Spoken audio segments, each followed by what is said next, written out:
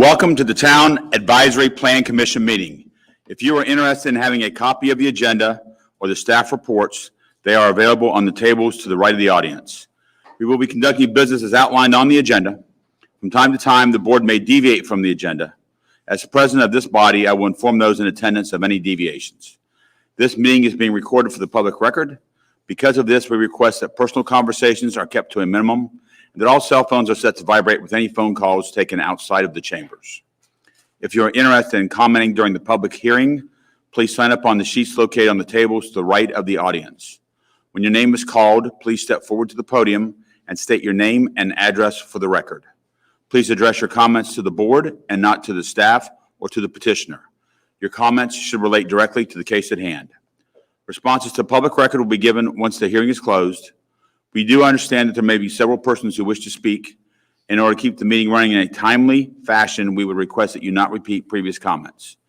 Thank you for your assistance in facilitating a respectful, fair, and timely meeting.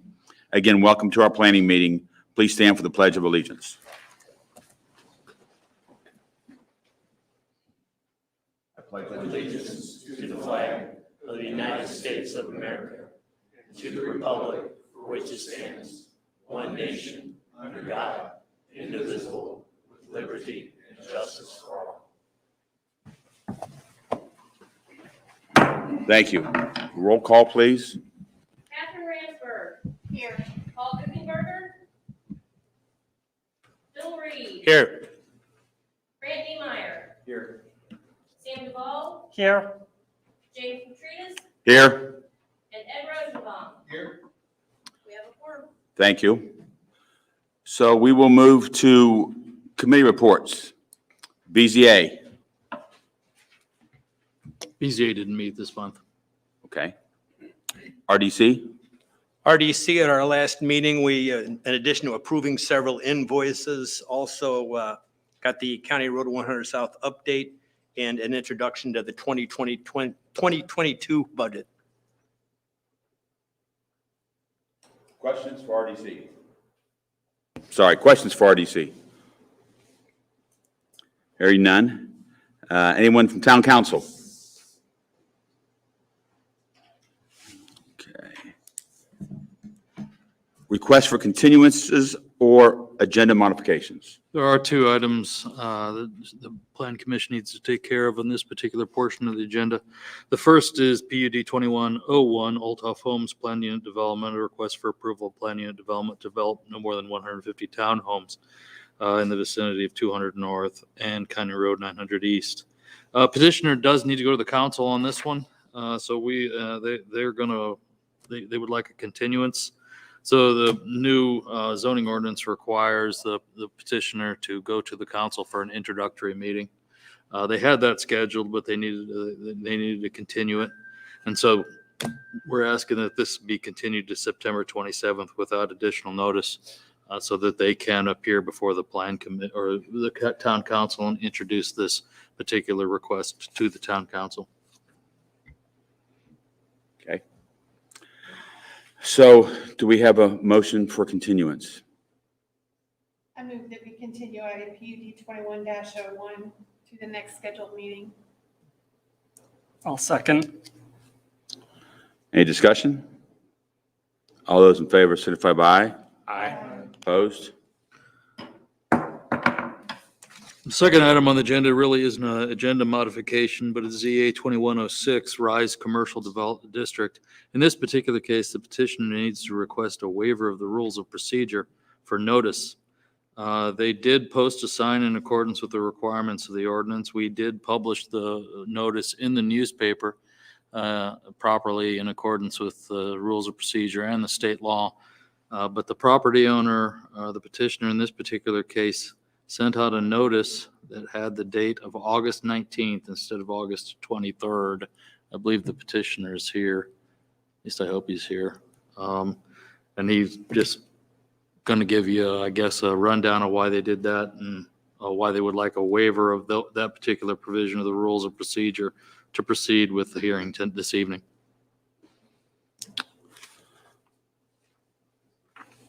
So in that case, the case would proceed tonight. Is that the case? Yeah, So the rules, the requirement for notice to interested persons, mailing that is a function of your rules of procedure, not a function of the state statute, I believe. And so you do have the authority, if you so choose, to waive that particular provision, to allow them not to require that notice, if you choose. I mean, it's obviously something that you can choose to do. So advantages to doing that and disadvantages. Mr. Taylor, you want to jump in there? I'd be interested to know whether after discovering it, they sent a follow-up notice saying the date was a different date or something of that nature. But that would be my concern, is that I generally think you should make them follow the rules we have. They're there for a reason, so that the neighbors get actual notice is what we require. So, but I don't know what they did after they discovered the error. It was discovered Thursday when people came to the town hall for the Board of Zoning Appeals meeting. I believe the petitioner contacted some of the people that were here at that time, but the petitioner's here. Hopefully they can. explain to So him. I wouldn't be out of line to ask that question before we vote on this, correct? So if the petitioner could please come forward. Thank you. My name is Jim Sapp, 8070 Castleton Road, Indianapolis. We did make a mistake. It was simply, we made a mistake and we mailed it out for the 19th instead of tonight. From our knowledge, we had two cars came. One we've contacted, and we have a copy of the email that he sent us saying he just wanted information about safety and number of cars that would come out of our place onto 1050, and there's none because we don't have any entrance on 1050 if it's all approved. So we're only exiting on Ronald Reagan. So he was fine with everything. The other car that came up here, we're not sure who it was. I So- was here that evening. There Okay. were 6 people. You're right, 2 cars, but there were 6 people. They were pretty upset because they had received this letter saying to be there, and they had opinions about, whatever the item was. Obviously it was an error that was made. Right. But, I agree with Mr. Taylor that there's a reason why we have these rules in place. And for us to hear it tonight, when the notice that was sent out said it was going to be last Thursday. If this was 2 weeks ago, there might have been a bit, I don't know. I'm not of a mind to approve a waiver. Does that answer your question, Mr. Taylor? Okay. Any other questions, comments from the commission? Do we know if those people came tonight, the ones that were here Thursday night? I mean, I'd hate for them to come Thursday night and then come here tonight and then we move it again. I think one of the cars, the hatchbacks. When I was here, there was another couple which we contacted off of Facebook, and they were invited to come, and Don took care of that. And the other ones were pretty sure. Can you come forward and state your name and address for the record so we can hear that, please? I would appreciate it. Thank you. James Hutchek, 2342 Fisher Avenue, Speedway, Indiana, 46224. I was here that evening. There were 6 people. They were in 2 cars. The one immediately complained on Facebook, on Avon Chatter, the new Avon Chatter. We immediately got a hold of them and explained where the mishap was. Dawn invited them to come to the meeting tonight. They said they would. I don't think they showed up, but their questions, I believe, were already answered, as they were indicating that they were upset, yes, but because nobody was here, but they weren't upset about the project. They just wanted more information about the project. As he indicated whether or not people would be exiting onto 1050E, and there'd be more traffic on 1050E or not. The other, we believe, was Don, who lives next door, again, was looking for more information. But I mean, there was not a lot of people that came in 2 cars, 3 per car. Thank you. I guess my comment to that would be contacting them after the fact and having personal conversations with them is irrelevant to the fact that those are not the only two people that the letters were sent out to, correct? Correct. There were 18 maybe in that vicinity. 5 were the sellers, so maybe 12 other people that surround the property that were buying. And did you reach out to all the other people that letters were sent out to? We did not have their emails. We found Kevin's email, and that's how we corresponded, but we did not have anybody else's email when we found out on Friday. So there was a sign on the property saying with the right date and the right time? Well, the sign really just says, go to the website to find out. Date or time. Doesn't have a date or time. But the newspaper article, which is by state mandate, it was in the newspaper and it was correct. It was just our letter that we certified to these people was incorrect. That was our mistake. Every city and every village is a little different on what board we go in front of. We have 12 locations, and we thought it should have been last Thursday. It was my mistake. So I ask that you hear us tonight. We still have some more. We have to go in front of the council, and we have to have it platted. This is going to take another several months at least. We'd like to move forward. There was a mistake about 60 days ago, too, that we should have been here. There was some confusion.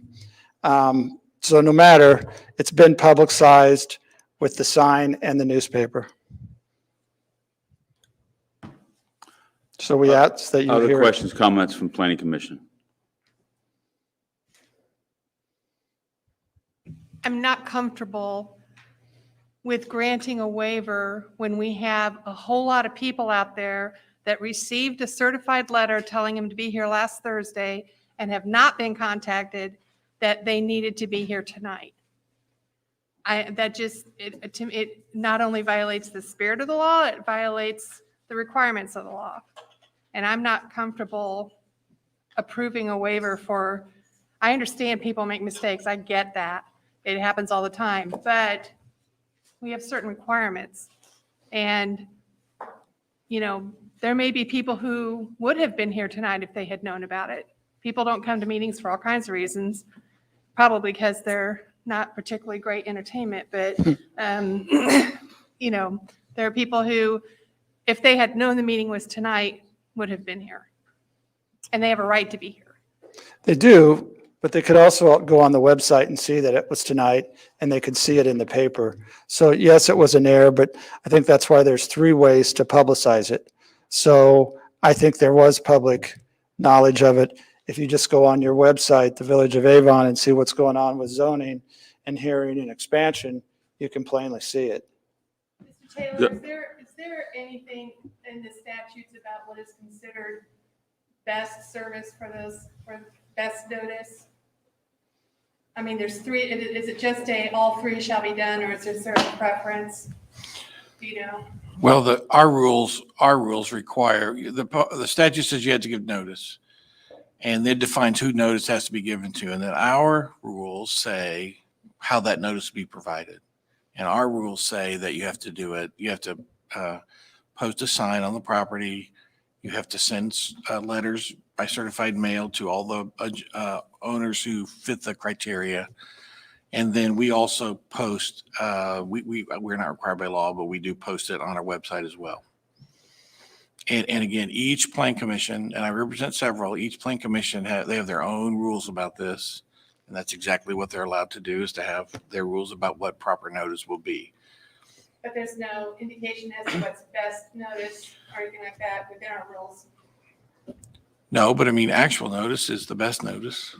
Oh, that's So true. you want me to say that, don't you? I'll just say it, okay. I was looking for it. Okay, actual notice. So, Mr. Ted, do we face any legal consequences if we go forward tonight? If the petitioner or a neighbor objects to us hearing it tonight, do we have any legal exposure by going forward tonight?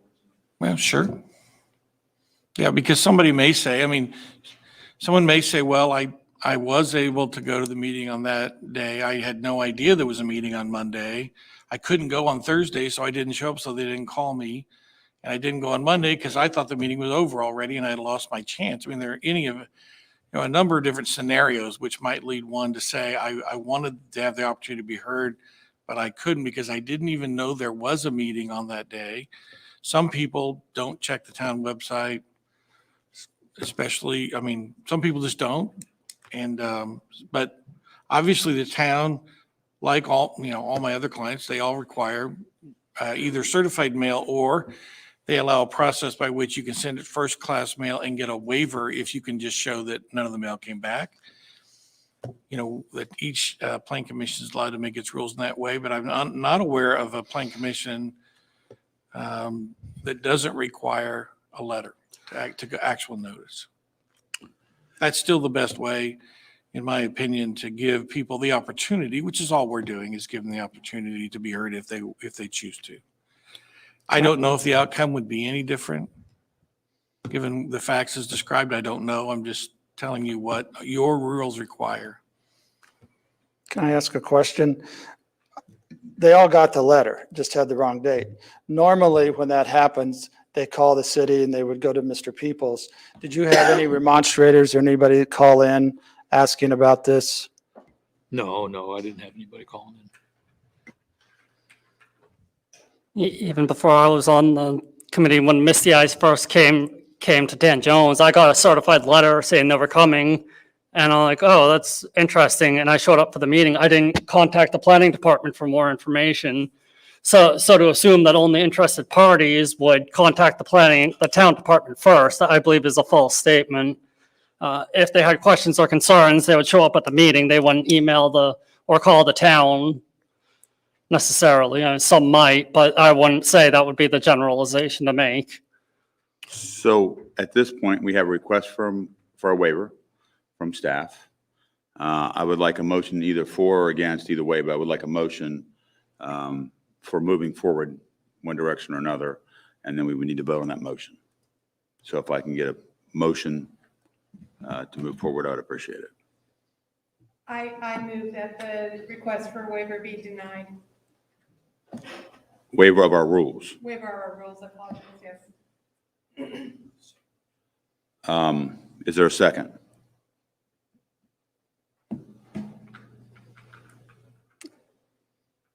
I'll second. Okay, we have a motion on the floor. Any questions on the motion? Dan, is the motion proper? Okay. Any questions? Can we do a roll call vote, please? Catherine Ransberg. 4. Bill Reed. 4. Grant Niemeyer. 4. Sam Duvall. 4. Jim Petridis. 4. Ed Rosenbaum. Against. So motion carries. Motion carried, therefore, the waiver of rules for tonight is denied. Therefore, we would need re-notification and so we need a motion to continue and re-notification. Do I hear a motion? I'll move, Mr. President, I'll move that we continue Rise Avon rezoning to the next possible meeting following proper notification per ordinance.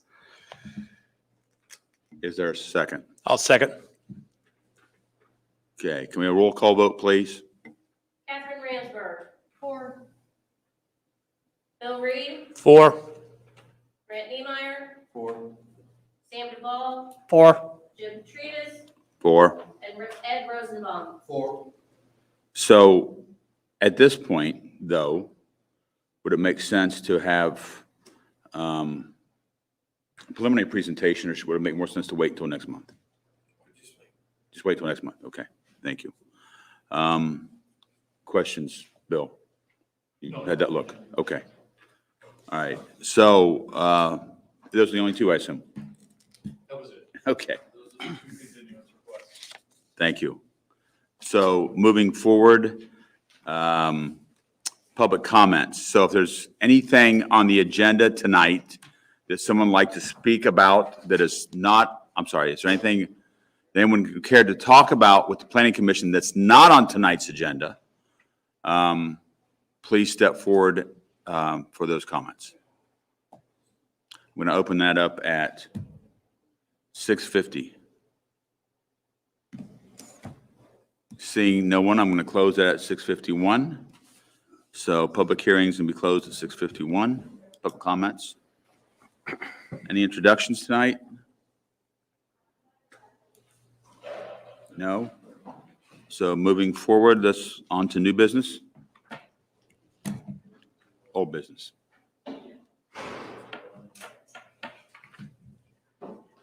First item on the agenda is ZA 2104-5154 East County Road 200 South rezoning.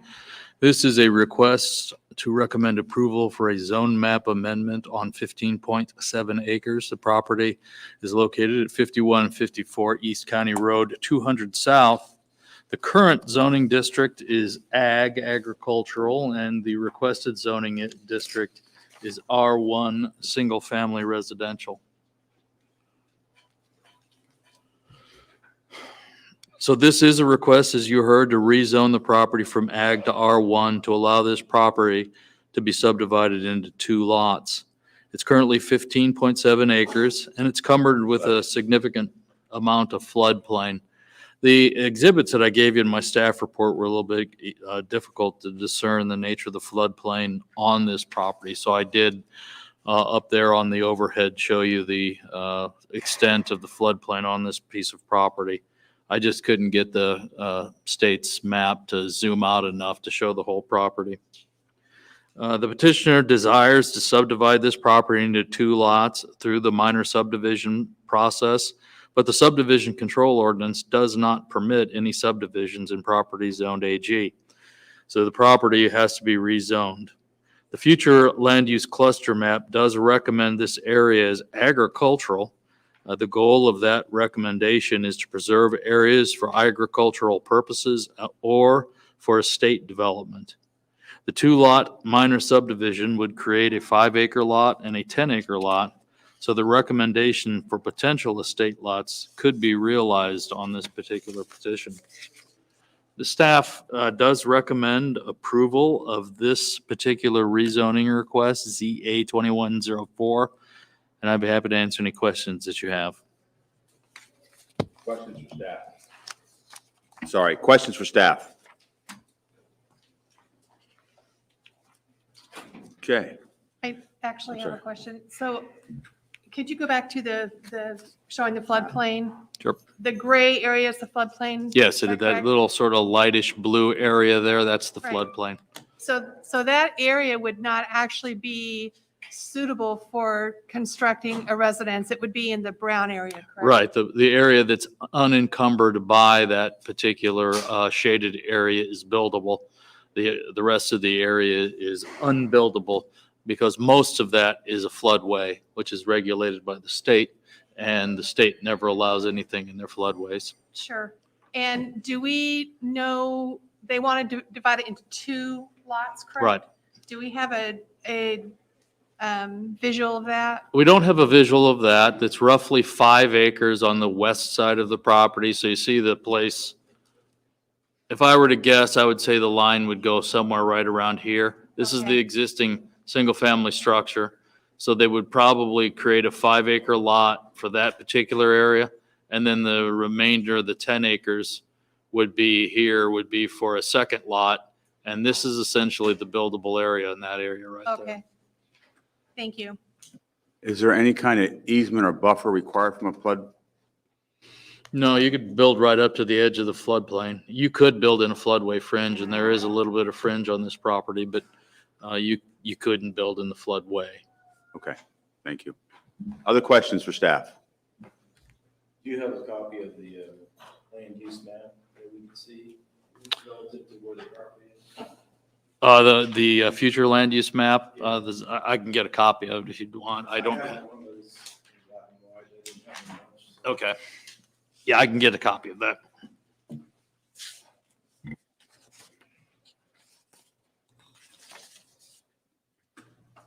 So we will pause until Bill gets back.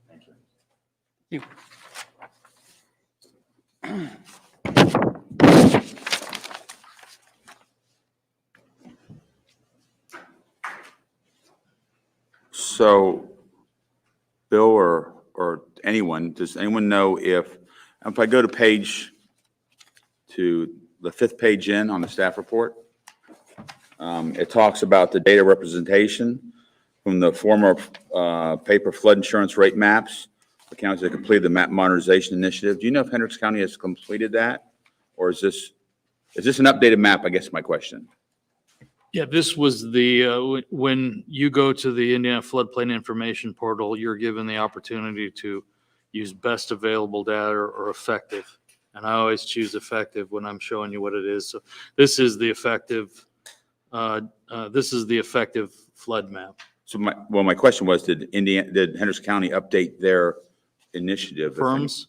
I do not know the answer to that question. I know that this particular map shows the effective flood insurance rate maps. And I cannot read my legend above. Is the blue actual waterway?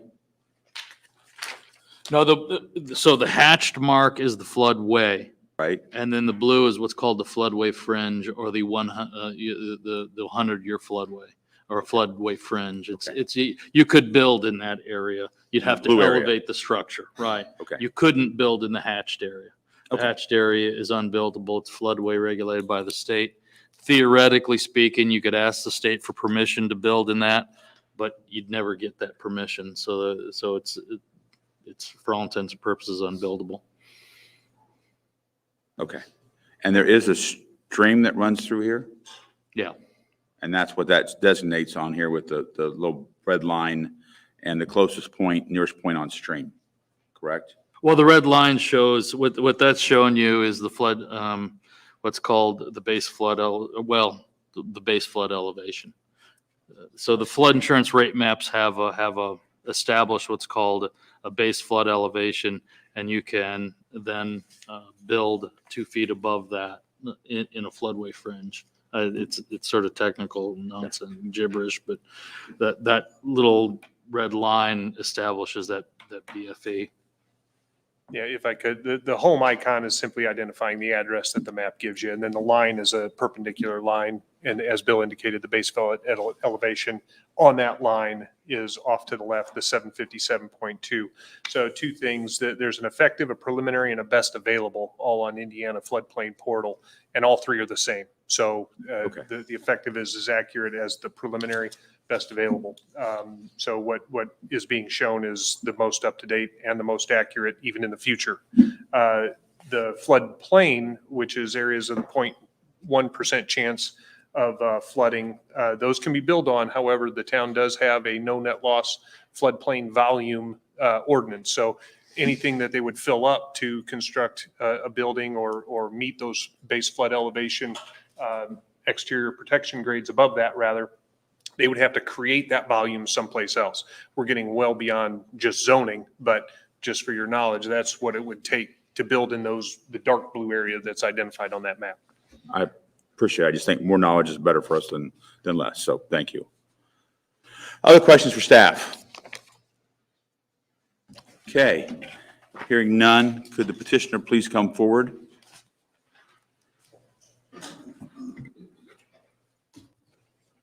Hello, good evening. Ben Comer, 71 West Marion Street, Danville, Indiana, 46122, representing your petitioner, Nest Egg Redux LLC, and this is the Bowman family, and this is Charles Bowman, owner, with us tonight to help answer any questions you have.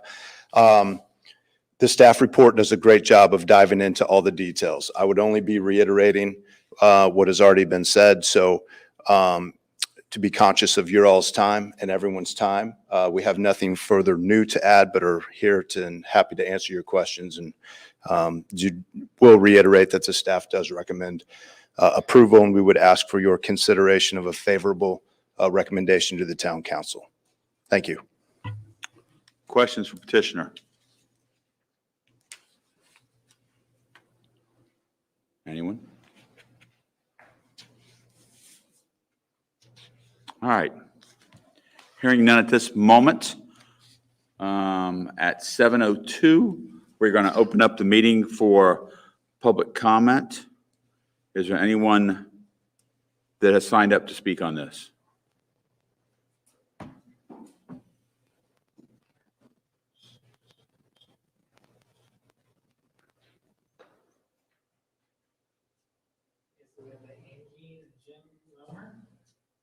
Okay, could you come forward, please? Thank you. Thank you. Would you mind putting the picture back up of the floodplain? Could you please state your name and address for the record, Yes. please? My name is Jim Romer. I live directly across the street, 5219 East County Road, 200 South. Thank you.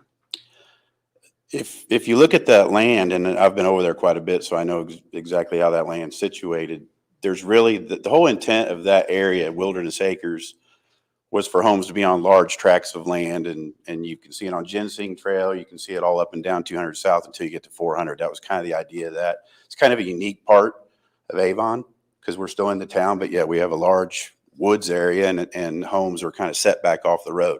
Up and down 525, they're that way. On 200, they're that way. What I feel would happen here is the only way you could put a house anywhere on that property and a septic system and a well is to bring it all the way out to the street. And then that would eliminate what the look and what the idea of the property is in that area. That's why I would oppose it. If you look at where those blue lines are, that land right there is sitting probably 40 feet above the creek, and it is a steep drop off. It's got to go right there. And the size of house and type of house that would fit on that with the septic and well that would go with it, I don't think would be anywhere near the type of homes that are in that area. Okay, thank you. Is anyone else signed up to speak?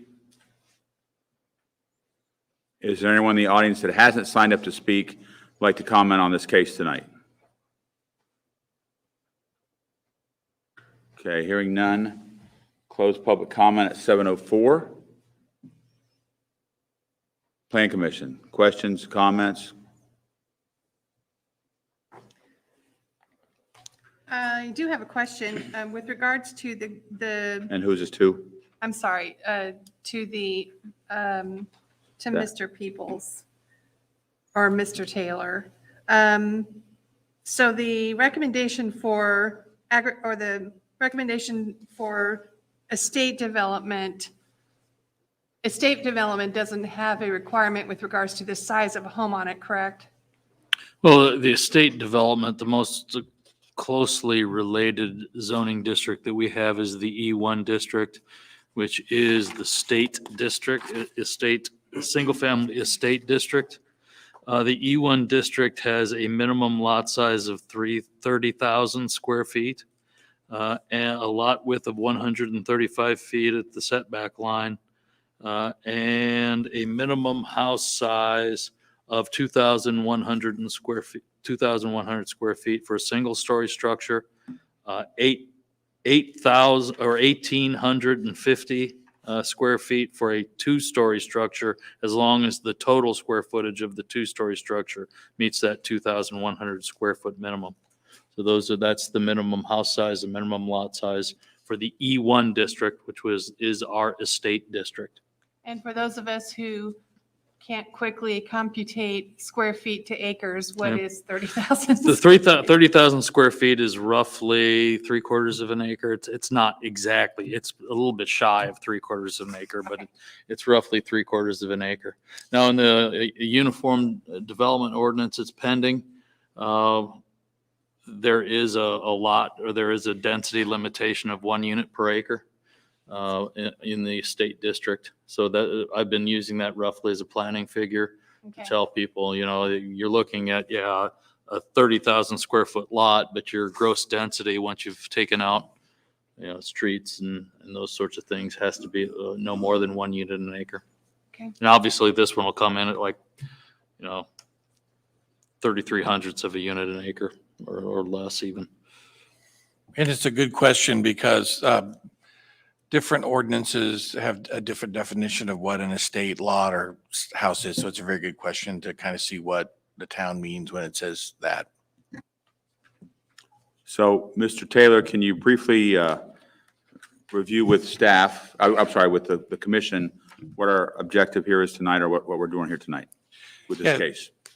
Yeah, it's a rezone case where you're asked to make a recommendation based upon a change from ag to R1 to allow estate home, two estate homes to be built on this. And so that you would create a two-lot subdivision for purposes of residential. And as Bill mentioned, residential is not allowed in an ag district, so it has to be rezoned. So it's kind of a simple matter. And your job is to make a recommendation looking at the 5 criteria that Mr. Peebles has noted in the staff report. So, Thank you. Mr. Taylor, the question by the neighbor about the house, that's really not, there'll be another group that would look at that question. They'd look at design and requirements for sanitation, sewer, and utilities and all that. That's really out of our boundaries tonight. Is that correct? Well, I think it's a factor to consider. If you look at the 5 criteria, I think that if you look at the comprehensive plan, does it contemplate estate homes or larger lot homes in the ag district? Yes. That's one of your 5 criteria. I think the gentleman's comments go to really criteria 2, which is current conditions and character of structures and uses in each district. And I think his point is that because of the limitations of the floodplain, that the house just won't be as large by necessity as other lots or other homes and in the area. And that is one of the factors that you can take into account. But again, as I know I mentioned to you before, your job is to take into account all 5 criteria and then base your decision on the totality of them, not any one of them. So I think it's a factor to consider in a rezone decision is how would how would residential properties on these lots fit into what is around them? And so if just rewording what he said, I think that is a factor to take into account. But again, your role is to make a recommendation to the legislative body on the rezone, weigh these 5 factors and decide whether it tends to lean toward favorable or unfavorable. And to elaborate on that, under the current zoning, the owner of this property is limited, therefore currently, to only use this basically as within reason agricultural land. So right now, the owner's limited in what can happen on this property. Okay, thank you. Other questions for staff or petitioner? So is there a house on the property now? Yes, So they're going to add one more house to the property. yes, that's the intent. Is the property farmed now, or is it just No. land? It's It's just like a park setting, if I understood. it's I didn't ju- just drive by it. It's just land. It's just land. Yeah, it's just- It's not being farmed. No, a lot of it, like you've heard, there's significant topography on this particular piece of property that sort of constrains it for use of anything other than almost open space. And Bill mentioned it, but I'll say it again, the rezone is not needed to have a residence on the property. It's needed because the intention is to subdivide the property into 2 lots. And agricultural subdivisions are not allowed. And so it's really not the house that causes the need for the rezone. It's the subdivision into the two lots. Thank you.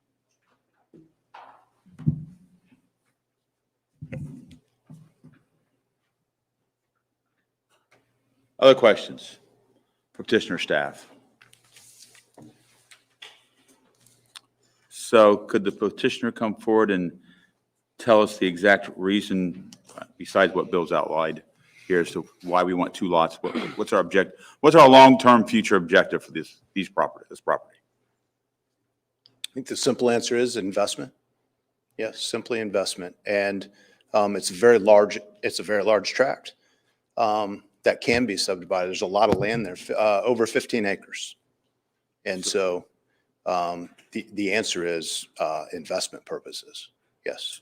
So, but the second parcel shall we say. Yes. Is that intended to be developed?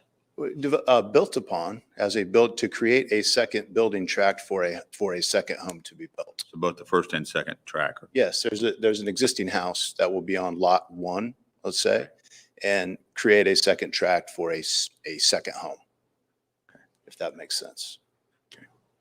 And I will say this, if I could add anything, it would be the size of the home. The 2,100 square foot is probably the biggest home size minimum that the ordinance has, would be my guess. Meaning that's that'd be your biggest home requirement in the town ordinances.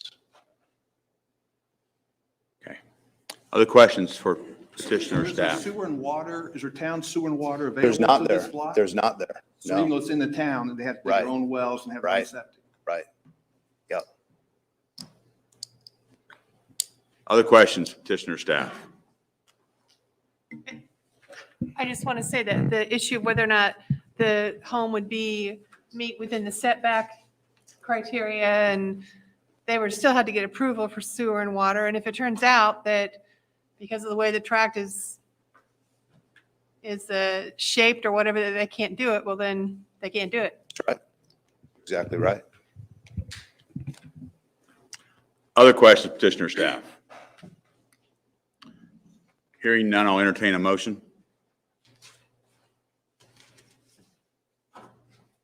I move that we forward ZA 2104 East County Road 200 South, a request to rezone the property near 5154 East County Road 200 South from AG to R1 to the town council with a favorable recommendation.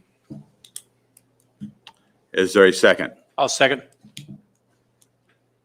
Okay, any discussion, questions on the motion? Hearing none, can we have a vote, please? Catherine Ransford, Four. Bill Reed, 4. Grant Niemeyer. Sam Duval, 4. Jim Petриtis, Against? and Ed Rosenbaum. 4. Motion to forward a favorable recommendation passed. Thank you. Thank you all for your time. Appreciate it. Moving on. Next item on the agenda is ZA 21-05, 122 North County Road 900 East. This is a request to recommend approval for a zone map amendment on 9/10 of an acre. The property is in Tier 1 of the US Highway 36 Overlay District, and the base zoning is currently RB, which is a Hendricks County zoning classification. The requested zoning classification is C2, which is a town of Avon zoning classification. As you've heard, this is a request, and it's this little house lot right here.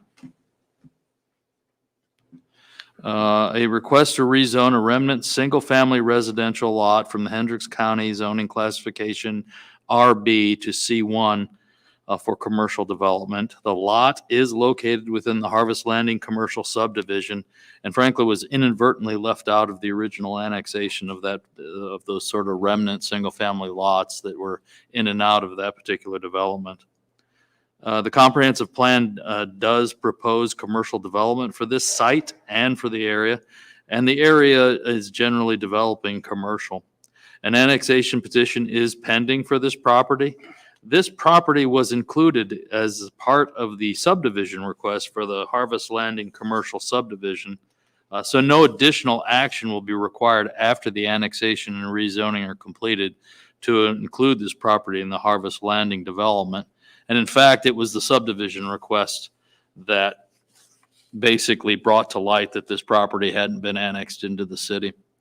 When the petitioner of the Harvest Landing commercial subdivision went down to record his subdivision, Hendricks County informed him that one lot was not in the town. And so the petitioner then subsequently filed an annexation petition with the town and this rezoning request to get it to the C1 zoning district. Comprehensive plan, as I said, proposed area retail for the site. The request is consistent with that recommendation. The current condition and character of the area is commercial in nature. The request would be consistent with the zoning adjoining the site and in the general character of the area. Based on the plan's recommendation, staff believes that the most desirable use for the property is for commercial land uses. And the area is dominated by commercial development, therefore property value should be conserved. The staff does recommend approval of ZA 2105-122 North County Road 900 East rezoning. And I would be happy to answer any questions that you have. So the owner of this property owns the rest of the subdivision? Yeah. Questions for staff? Okay. Hearing none, petitioner, please come forward. Sir, hello, Ben Comer, 71 West Marion Street, Danville, Indiana, 46122, representing Petitioner Harvest Landing Properties LLC. Thank you. Ben Comer, 71 West Marion Street, Danville, Indiana, representing petitioner.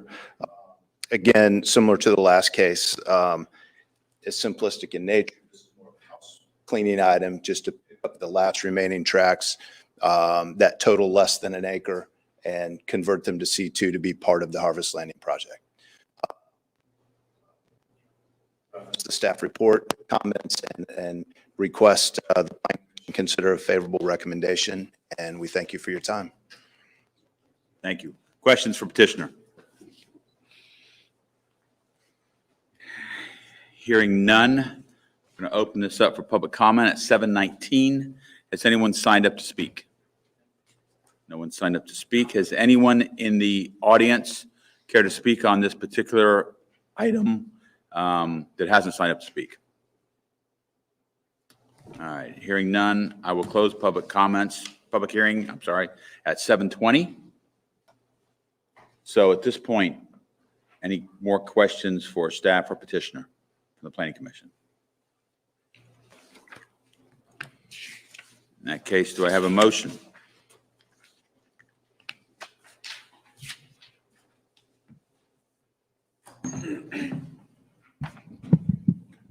I move that we forward ZA, make sure I've got the right one, ZA 21. I'm sorry, can I back up real quick? So tonight, we did, for a presentation for the staff's report, we did go through all 5 criteria, and in your opinion, they met all 5 criteria Yes. for this particular case. Thank you. I just want to verify. Thank you, sorry. That's okay. I move that we forward ZA 21-05, 122 North County Road 900 East, a request to rezone the property near 122 North County Road 900 East from Hendricks County RB to C2 to the town council with a favorable recommendation. I'll second. Questions on the motion? Can we have a vote, please? Edwin Ransford, 4. Bill Reed, 4. Jack Niemeyer, 4. Sam Duvall, 4. Jim Treatise, 4. Ed Rosenbaum. 4. Motion carried. Recommendation to council. Moving forward. Next item on the agenda is under new business. It's map P2111, the Millstone primary plat. This is the request for the approval of a major subdivision primary plat with 115 lots. The property is 65.12 acres. It's located on the south side of 100 South between Avon Avenue and South County Road 800 East. Property is zoned R2. Property, as I said, is zoned R2. It's largely undeveloped, though there is a farmstead, a remnant farmstead on the property. The north, east, and south, the properties are all zoned residential and are in single family residential development. To the west, property is also zoned R2, but it's developed with a religious use. This is a request for primary plat approval. It would subdivide that 65 acres into about 115 lots. The gross density is approximately 1.74 units an acre. This would make it a fairly low density residential subdivision. As I stated earlier, the property is zoned R2. The plat has been reviewed for consistency with the zoning ordinance and the subdivision control ordinance, and the request is consistent with those requests, those requirements. Development would gain primary access from County Road 100 south and connect to existing stub street in the adjoining Pine Tree Estates to the east and to a proposed stub street to the south through the villages of Turner Trace. The development will be constructed in 2 phases with approximately the western half built first and the eastern half built second. And the subdivision control ordinance requires 15% open space for this subdivision. And this proposal includes 18.9% of open space that is countable towards the open space requirements. We have excluded a common area to the southwest corner of the property because the surface area of the pond at Normal Pool is not large enough to be considered open space by the definitions established in the subdivision control ordinance. That said, the proposal does have 18.9% open space, and the subdivision control ordinance requires 15%. As I said before, the petitioner has met all the requirements of the zoning ordinance and subdivision control ordinance for this petition. We do recommend that map P 2111 Millstone Primary Plat be approved. We do suggest 3 conditions, and those conditions are that any revised plans must comply with all commitments and conditions noted as part of any approval granted, that the project receive any necessary review and approval by Crossroads engineers on behalf of the town, the Hendricks County HSCO and Hendricks County Drainage Board, and that the final plat will comply with all the relevant portions of the subdivision control ordinance and the town code. With that, again, we recommend approval. I will flip through my, maybe I won't. There shows the general layout of the Millstone primary plat. I will open myself to any questions that you have for the staff. Questions for staff? Okay. Hearing none, petitioner, could please come forward.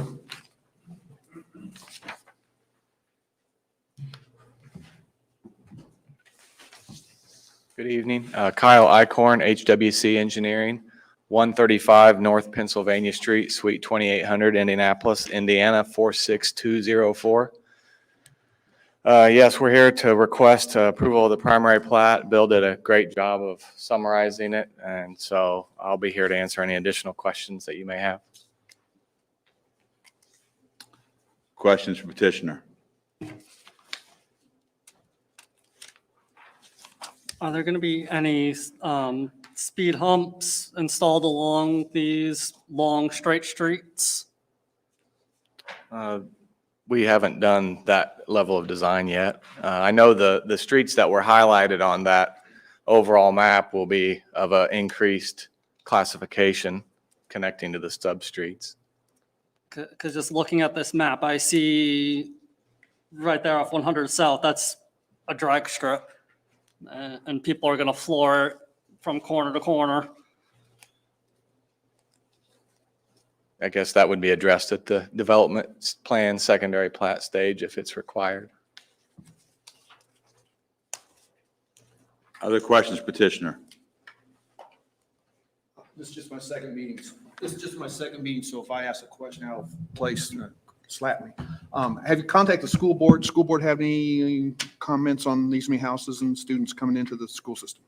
I don't think we spoke with the school system directly, but it meets the density requirements of the existing zoning. Other questions, petitioner? Okay, hearing none at 7:26, I'm going to open this up for public comments on this case. So has anyone signed up to speak? I'm sorry? Thank you.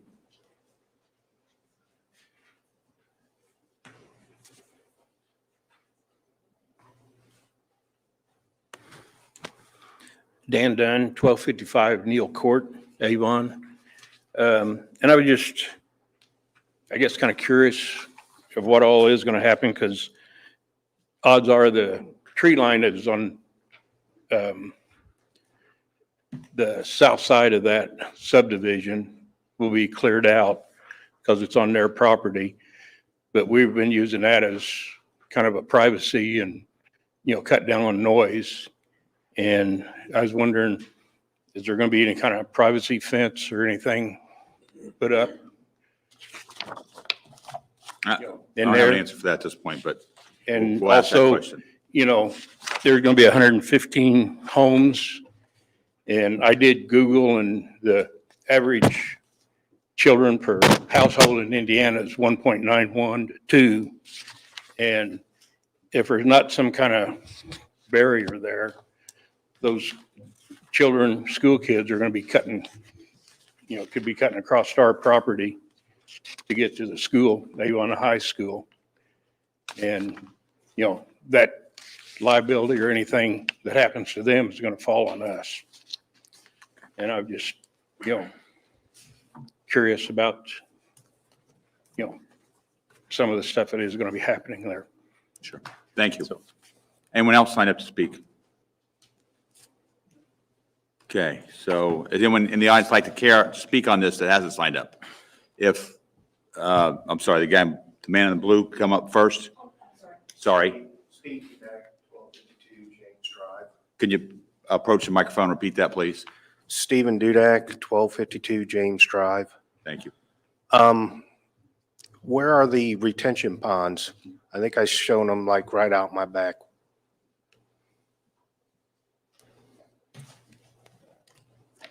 Yeah, retention ponds located right here, right here. So they're going to be, those two that are adjacent to each other, are they going to be feeding into the Mercer drain? That I don't know.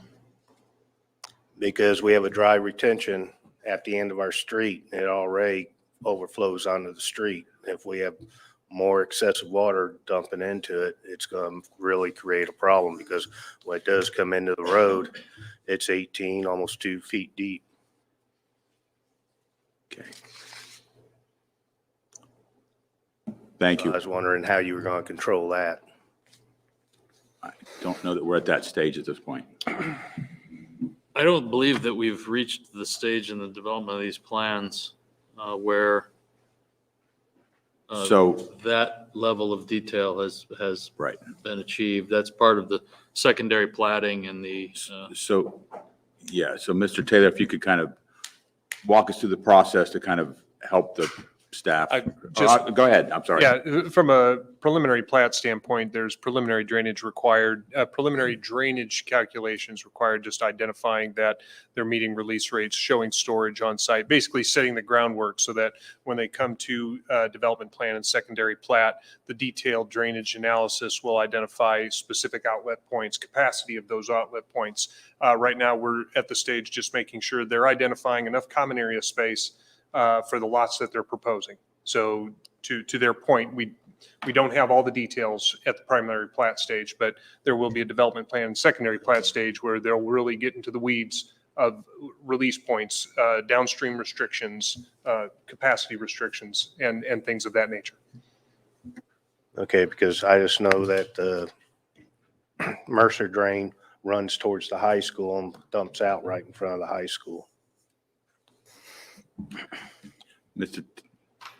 The only thing I would add to what Greg said, just a reminder to the commission that the petitioner will be required to comply with our stormwater ordinance in their design and their construction. And what that means, our stormwater ordinance provides that any offsite drainage, there won't be more, and it won't be at a faster rate than it currently is. That's what our ordinance requires. So it'll have to be designed to handle all of that stormwater. And so when, again, the issue before the commission tonight on a preliminary plat approval is whether the plat as shown to you conforms to our ordinances. And so again, there may be other concerns, and some have been raised tonight, but the impact on the schools is not an issue tonight. That's a rezone level issue. The drainage will come at final plat, but what we know is that it'll have to comply with our ordinance. So we know what that kind of will tell us. And so if there's any impact on, there should not be any impact on adjacent properties or the legal drain, because our ordinance doesn't allow that. Can you state the process of how this works for this piece of property? Right. And Where for we're at, all properties. where we're at and how we got here. Yeah. So as Greg said, they have to show adequate area for capacity based on preliminary calculations at this stage. But at the next stage, they have to satisfy our reviewing engineer that the requirements of our ordinance are met.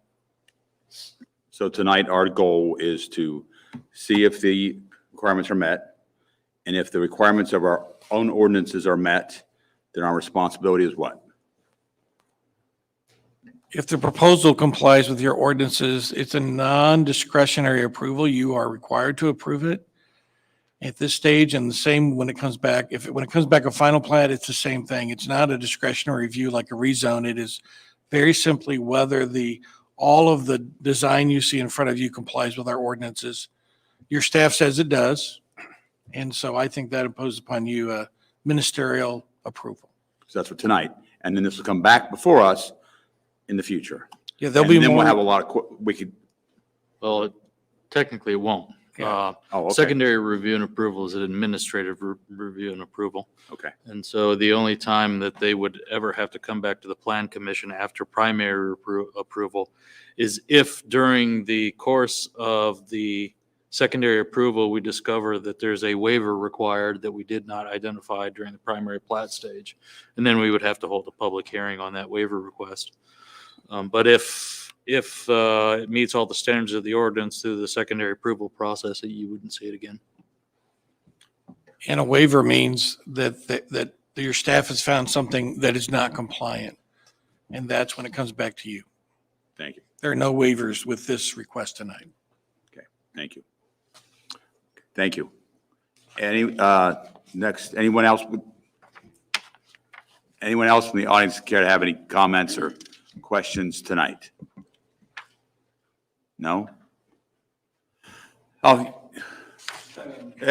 you come on back up so that we've got name and address and et cetera? Dan Dunn, 1255 Neal Court. And I did come earlier this week and looked at the plat at the office over here. And it had common area. And where you were pointing for the retention ponds was where I was kind of thinking some of those common areas was. Is that? Yeah, the ponds are in common area. Okay, so Yeah. common area is actually a retention pond. Not all of it. There's some areas here that doesn't have ponds in it. But there are 3 ponds in the common areas of the subdivision, yes. So the drainage ordinance requires that no detention be on a lot. So all ponds are within common area, but not all common area are ponds, if that makes sense. Okay. So, I know right behind my house on the middle cul-de-sac at Whispering Winds, if you look, I'm sure there's a place back there where the crops don't grow because it's low. And one of my neighbors about 15 years ago would make the comment, when they get a real big rain, it's 2 days later, his sump pump starts running, from the underground drainage. Thank you. Anyone else care to make any comments? Please come forward, please.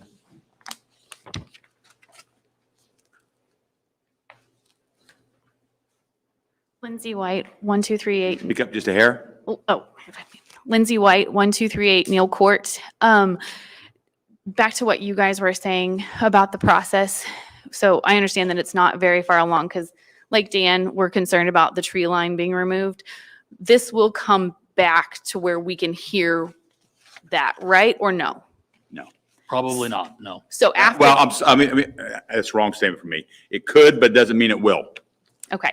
So if this is approved this evening, this is our only opportunity to hear about it, unless something else comes up. So. If it meets all of our ordinance requirements. Right. So if we have concerns, then the staff has the ability to discuss those concerns with the petitioner prior to moving forward. Is that a fair statement? Well, yeah.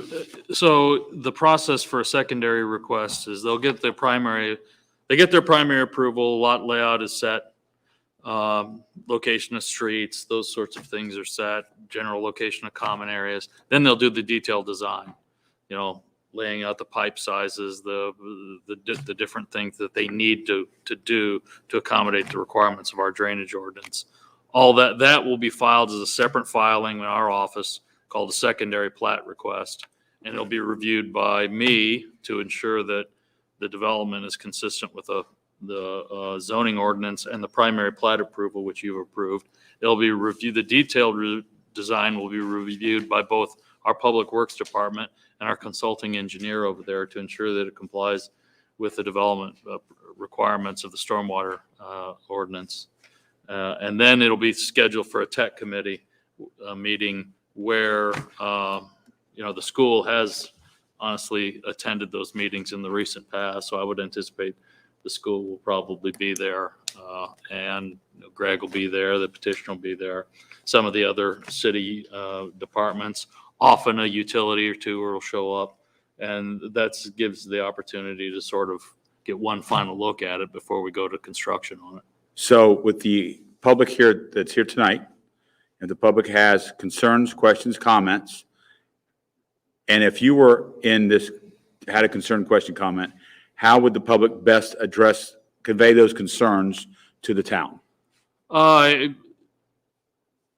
It's a difficult question because there's no notice required for secondary subdivision. That's why I'm asking it. Yeah. on the spot. The only way to really do it is to sort of follow up with the town. I would anticipate in this particular case, we've got a filing deadline of the 7th of October, the 31st of October, and the 2nd of December. Those are typically the application deadlines for something like this. I would anticipate that this particular development proposal is looking for to break ground in March.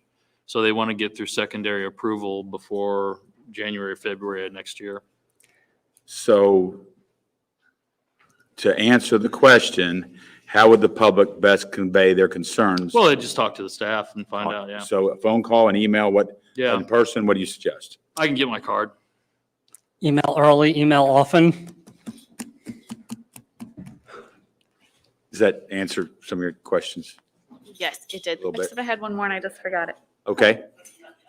It was, at least we'll have, Can you hold that thought until he comes back? absolutely, Since that's our, contact. more or less, yes, please. Mr. Taylor, maybe while Mr. Peoples is out, could you explain our Avon's tree ordinance as far as developments go, as far as replacing the trees that get cut down for development, what has to be replanted? Or if that's a question better for Mr. Peoples, we can wait. Better for Mr. Peebles, but we have a tree mitigation part of our ordinance that talks about that. And so perhaps Bill can address that with you. So since you're walking, dancing, talking, Bill, we have another, so the planning commission already put you on the spot while you weren't here. Oh, that's So good. if you want to repeat that, Yeah, if you could elaborate for the audience, since there's been several concerns over the tree line at the rear of the property, what the tree mitigation policy for Avon is. So, yeah, well, there's a tree mitigation. a summary Part of anyways. the zoning ordinance. They'll have to do a tree inventory. If it is a protected species, so if it's just a bunch of cottonwoods, I'd probably not gonna be one of the protected species. I don't know, I haven't memorized it, but if it's like some significant trees on there, they could either preserve them, or they could remove them, but then they would have to mitigate that someplace else on the property. So they would have to do some plantings at another location on the property. They are required to maintain a buffer yard along the frontage of the road and along their western property line where it's adjacent to the church. Now, it's adjacent to standard subdivisions on every other side, and there's no buffer yard required to buffer a standard subdivision from a standard subdivision. So there's no buffer yard necessarily required on the east and south sides of the property, just because those butt up to single-family residential subdivisions. That's part of the subdivision control ordinance. But if there's an existing tree line there, they would have to do some sort of inventory, and if they choose to remove some of those trees, they would have to then replant a similar type of number of caliper inches of trees at someplace else on the property for mitigation purposes. Thank you. One last question. When Sure. it comes to, I heard you mentioning stormwater, and we do get a lot of that backflow off the field. I'm sure there's a bunch of tests and numbers run, surveys taken. Do they take any outside input from the people in the surrounding properties? So would we speak with anyone in regards to water coming onto our property? Not really. I mean, we're not opposed to it. But it's usually an engineering, it's the engineers speaking to one another. So the developer hires an engineer, and then our consulting engineer reviews it. I would say that if there are concerns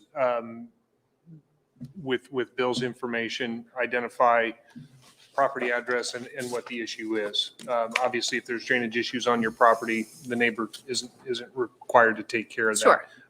But it goes to, there are provisions in the ordinance where if there are downstream capacity restrictions, and maybe the problem that you're identifying is a capacity restriction, those need to be rolled into the calculations, the computations, the detention sizing, all that. So a lot of times DPW, the Department of Public Works, knows about these, but if they don't, the general public makes Mr. Moore well aware that there are drainage issues. So my recommendation to you would be to highlight to Bill any drainage issues, or to Steve Moore, who's the Department of Public Works Director.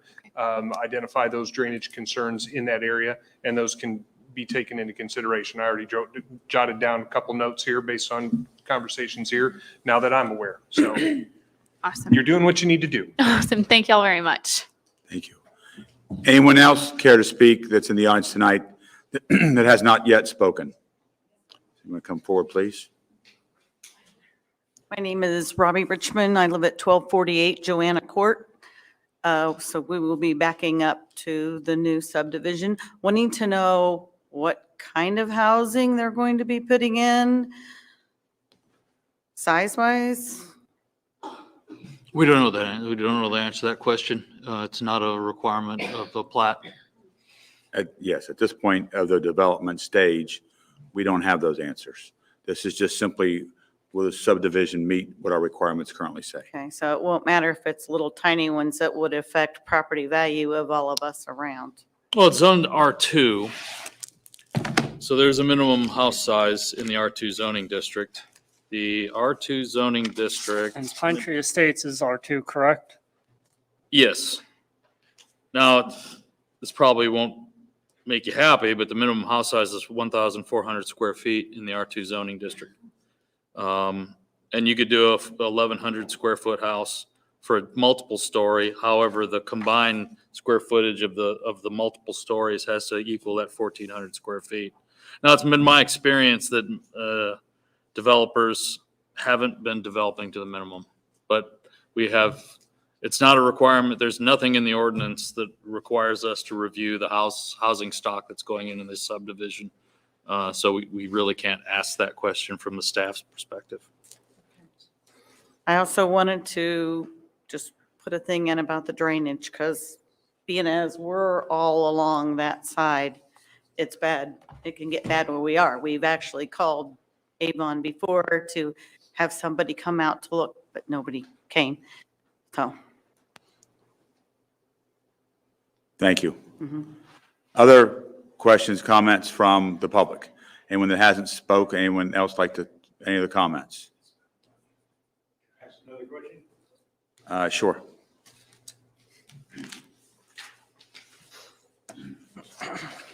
Dan Dunn, 1255 Neal Court. And the tree line we're talking from is from the fence line that has encroached into the field. I'm going to assume around the property is going to be easement. A common area. Yeah, there's common area shown around the perimeter of the property. Okay. And that'll probably get a variance of what, 20 foot? Let's see here. I'm not sure if it's exactly, well, it looks like it looks like 20 foot is about right on the perimeter of the property. Okay. But the trees that they're going to end up having to take down for that 20 foot, they can be planted anywhere on their property, so that's not going to help us with privacy. Well, yeah, they're not required to preserve the trees They are required to inventory them, right? They are required to inventory them, and then if they decide to remove some of the ones that are required to be preserved, they would have to plant them somewhere else, or they could plant them right next to, right next to the tree. Normally, you'll see tree removal for the layout of streets, the layout of pipes, the layout of ponds and those sorts of things. So you'll see some tree removal, no doubt, with this. That's pretty natural with development. Other questions, comments? Okay, hearing none at 7:47. We close public comment. Questions from the Planning Commission for staff or petitioner?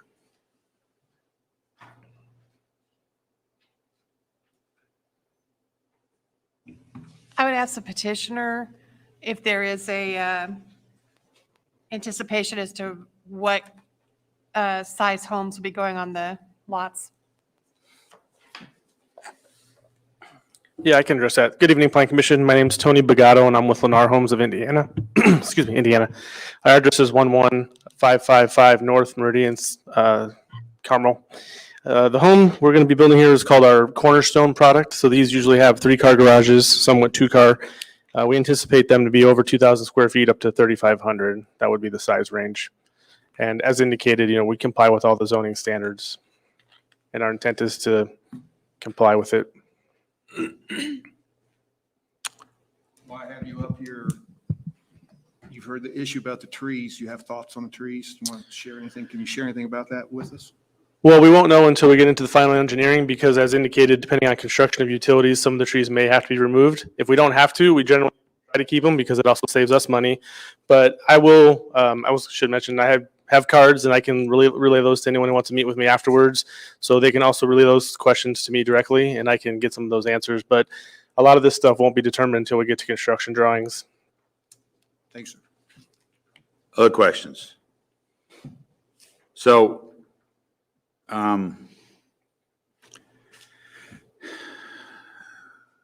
deviating slightly,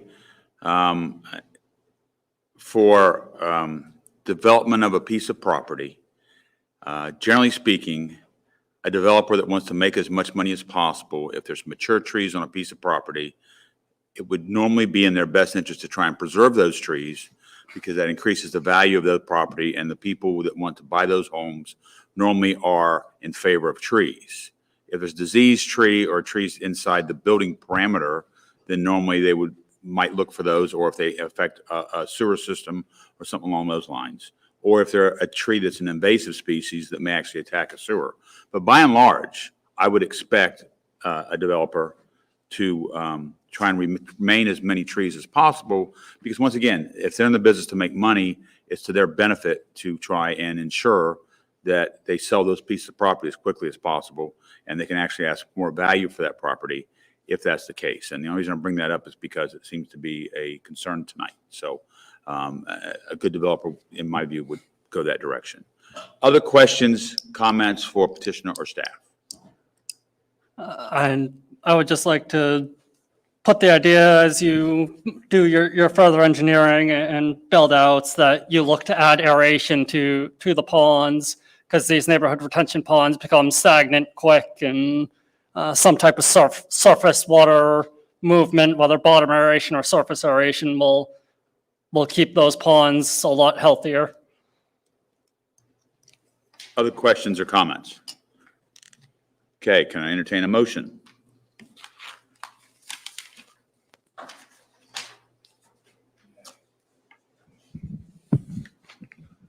I move that we approve map 21-11 Millstone Primary Plat, a request to subdivide 65.12 acres into 115 lots to the town council, subject to the following conditions.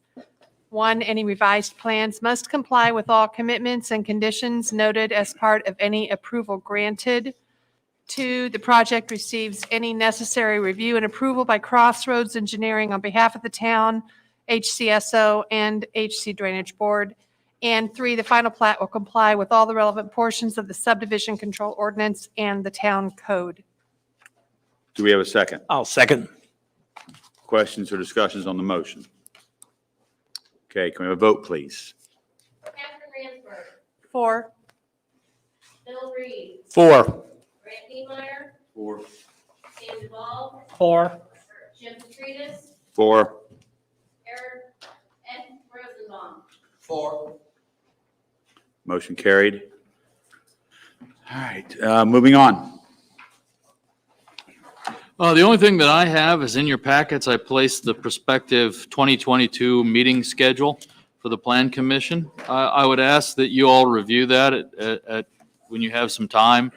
See if we've made any errors. You know, we've tried to go through it and deconflict holidays, deconflict any conflicts with the town council.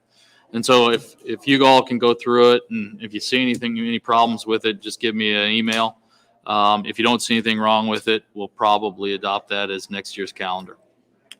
So before we go too much further, Suzanne, I'm sorry. before we go too much further, for a change, why don't we try and help staff? So it would be good for us to leave out the millstone from our package, each of us, so that we have this for next month, right? I'm sorry, not millstone.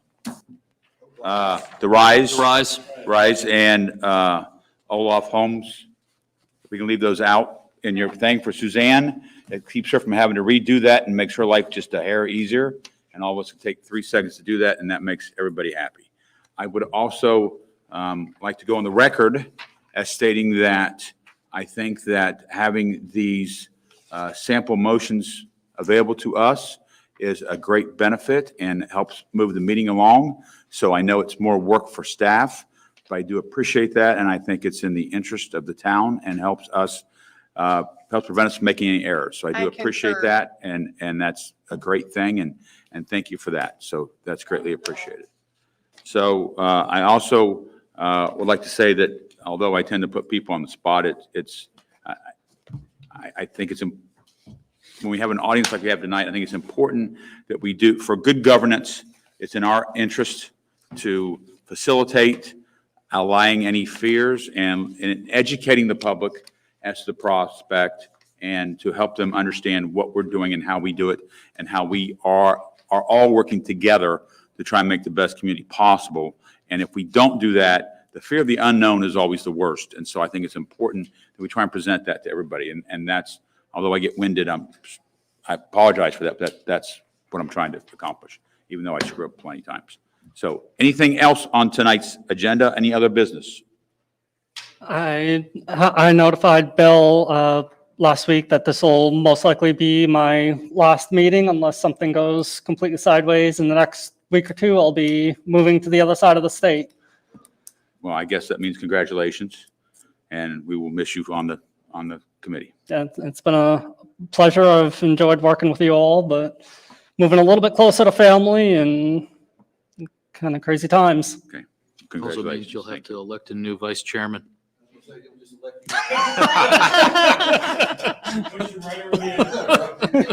Didn't take much. Anything else before I before I ask for motion for adjournment? Okay, is there a motion to adjourn? I'll so move. Second? Second. In favor? Aye. Opposed? Motion carried, meeting adjourned. Thank you. Same.